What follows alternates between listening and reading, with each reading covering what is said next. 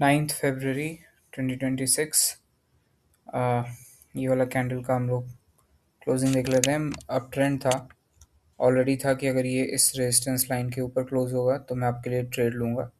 तो यहाँ पे गैप अप ओपनिंग हो गया। मुझे इस गैप अप ओपनिंग का रीज़न नहीं पता था कि ये सेलर्स ने किया है या बायर्स ने, लेकिन ये था कि मतलब मार्केट को नया टारगेट ऊपर है, तो नया हाई बनाने के लिए ऊपर जाना है इन लोग को। तो एज सच गैप का तो रीज़न उतना नहीं था मेरे पास, बस इसका था। और जो रेजिस्टेंस लाइन है वो ये जो इवनिंग स्टार एग्जैक्टली नहीं मैं बोल पाऊँगा, लेकिन इसको शायद पियर्सिंग लाइन बोलते हैं, तो उसका एक की लेवल था। तो उसके बेसिस मैंने यहाँ पे मतलब रेजिस्टेंस लाइन बनाई थी। तो मैंने आप आपके लिए ट्रेड ले लिया था। आज का जो दिन है वो फिर एसएल हिट में कन्वर्ट हो गया, क्योंकि मेरी गलतियाँ थी, मैं आउट ऑफ फोकस था और अपनी गलतियों की वजह से लॉस हो गया। लेकिन कोई बात नहीं, इस मंथ थोड़ा सा मैं इनकंसिस्टेंट हूँ, तो एसएल का उतना दुख नहीं है, लेकिन इस चीज़ का दुख है कि मैं बाकी दिन में टारगेट हिट्स नहीं कर रहा हूँ। तो कोई बात नहीं, हम लोग देखा जाएगा, माइंडसेट नहीं बिगड़ना चाहिए। यहाँ पे देख लेते हैं, यहाँ पर एक रेंज टाइप का है, तो नीचे सपोर्ट का लेवल है, ऊपर ये येलो लाइन रेजिस्टेंस का लेवल है। मेरा प्लान क्लियर था कि अगर ये इस येलो लाइन के नीचे क्लोज होगी तो मैं डाउन के लिए ट्रेड लूँगा।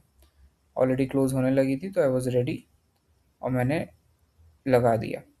दिक्कत क्या हुआ कि लगाया क्यों, ये इसके नीचे तो क्लोज हो गई, लेकिन मुझे जो एंट्री चाहिए थी वो ऊपर चाहिए थी थोड़ा, कि इसके ऊपर आ जाएगा प्राइस तो मैं लगा दूंगा। अब इसी को कहते हैं लैक ऑफ फोकस, कि वो प्राइस ऊपर आया नहीं है, वो प्राइस गैप अप ओपन हुआ है।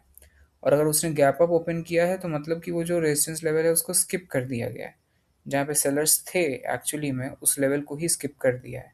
तो ये जो गैप अप ओपनिंग की गई है इस कैंडल में उसने वो बायर्स ने की है। तो ये चीज़ मैंने ध्यान ही नहीं दिया, एकदम ही आउट ऑफ फोकस वाली चीज़ थी, और इसीलिए ये ट्रेड जो था वो इवेंचुअली लूज़ हो जाता है, क्योंकि हाई वोलेटिलिटी मार्केट है।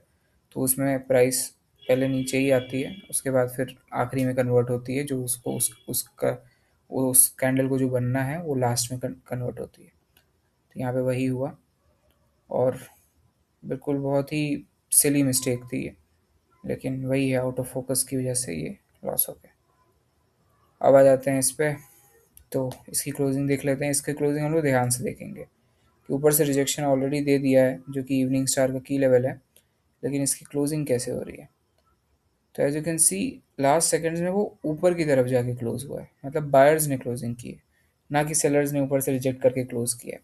सेलर्स ने तो ऑलरेडी इनको पुश कर दिया था उस रेजिस्टेंस लाइन के नीचे और काफ़ी देर तक रखा था, लेकिन लास्ट में वो लोग नीचे ही थे और फिर वहाँ पे लड़ झगड़ के नीचे आए हैं लास्ट में बायर्स, बायर्स ने क्लोजिंग दी है।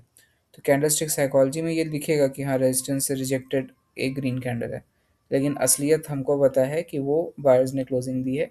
कैंडलस्टिक रिएक्शन में ये दिखाया गया है कि बायर्स ने यहाँ पे बेसिकली विन किया है इस पॉइंट पे। तो इसलिए डाउन क्लियर ट्रेड जो था वो गलत था।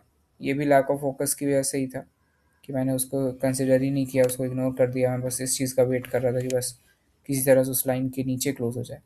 हमें बहुत चीज़ें देखनी होती हैं कि रेजिस्टेंस के नीचे क्लोज हो रहा है तो किस तरीके से हो रहा है, कैंडलस्टिक रिएक्शन पढ़ना है, फिर उसके बाद ही वेट करना है कि गैप अप गैप डाउन होके वो कुछ स्किप तो नहीं कर रहा है या कोई और स्टोरी तो नहीं बन रही है।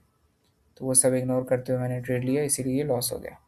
थर्ड ट्रेड के लिए मैं बहुत वेट किया, ये ऑलरेडी ट्रेड लग चुका है, इसके लिए भी मैं बहुत वेट किया। इसमें एज यू कैन सी, जो पिछली ग्रीन कैंडल है ये ऊपर से रिजेक्ट होके और यहाँ पे क्लोज हो गई थी उसके नीचे, बल्कि गैप डाउन किया था उसके बाद भी। तो ये परफेक्ट सेटअप था और मेरी एंट्री परफेक्ट थी, इसी वजह से ये लास्ट में रिफंड होती है। तो जब इतना कुछ हो गया, इतना मैं वेट कर रहा हूँ, दो गलतियाँ भी कर दिया, फिर बहुत पेशेंटली वेट किया, फिर ये थर्ड ट्रेड अपने सेटअप और नॉलेज के हिसाब से बहुत सही ट्रेड लिया। उसके बाद भी जब ये रिफंड हो गया तो फिर मुझे लगने लगा कि आज वही, जो कुछ दिन नहीं होते हैं जहाँ पे मार्केट आपका पैसा लेगा ही लेगा, बस आपको उसमें अपना माइंडसेट बना के रखना है। तो ये वही दिन था। तो इसी तरीके से ये वाला जो था, जो ट्रेड है वो रिफंड हो गया, एग्जैक्टली वहीं पे क्लोज हो गया। थोड़ा सा और ऊपर लिया होता तो विन हो जाता। मेरा सेटअप वहीं पे अलाउ कर रहा था, तो मैंने एंट्री सही लगा के ले ली ट्रेड। अब आ जाते हैं इसमें, ऑलरेडी ट्रेड प्लेस हो गया है, मैंने आपके लिए ट्रेड लिया क्यों, क्योंकि पिछली जो रेड कैंडल थी उसने गैप अप करके, एक रेड कैंडल के बाद गैप अप करके उसने नीचे क्लोजिंग करने में वो फेल हो गया। नीचे मतलब कि पिछले रेड कैंडल के क्लोज के नीचे क्लोज करने में फेल हो गया।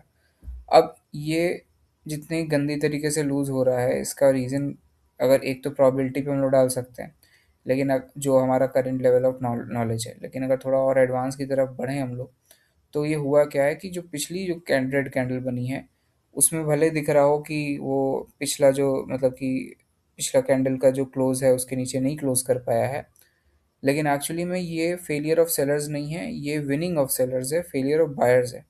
क्योंकि डॉन्शियन चैनल का जो मिडिल लाइन है उसके नीचे रिजेक्ट करके रखा गया है। तो ये जो गैप अप हुई थी इस कैंडल में वो बायर्स ने एक्चुअली की थी। तो ये थोड़ा एडवांस वाली चीज़ है।